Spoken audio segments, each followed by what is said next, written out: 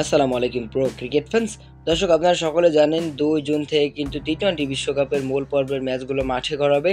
এর আগে কিন্তু সবগুলো দলই আসলে 2টা করে ওয়ার্ম আপ ম্যাচ খেলেছে, মানে প্রস্তুতি ম্যাচ যেটাকে বলে। ইতিমধ্যে কিন্তু অনেকগুলো ম্যাচ হয়ে গিয়েছে, আবার অনেকগুলো চলছে।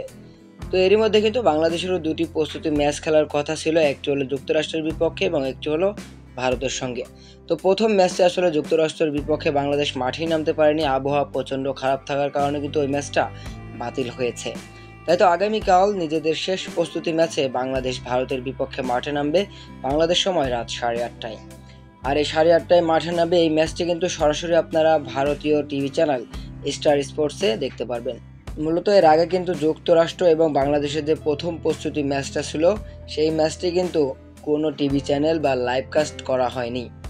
তাই তো এই ভারতের এই ম্যাচটি নিয়ে অনেকের শঙ্কা ছিল, কিন্তু শেষ পর্যন্ত ভারতীয় গণমাধ্যম সুখবর দিয়েছে, স্টার স্পোর্টসে এই ম্যাচটি সরাসরি দেখানো হবে এবং হটস্টারে দেখানো হবে। তাছাড়া আইসিসির যে ওয়েবসাইট আছে সেখানেও কিন্তু এই ম্যাচটি দেখানো হবে। বাংলাদেশ ভারতের ম্যাচ সবসময় কিন্তু জমজমাট হয় টি-20 বিশ্বকাপে, আমরা দেখেছি লাস্ট টি-20 বিশ্বকাপেও।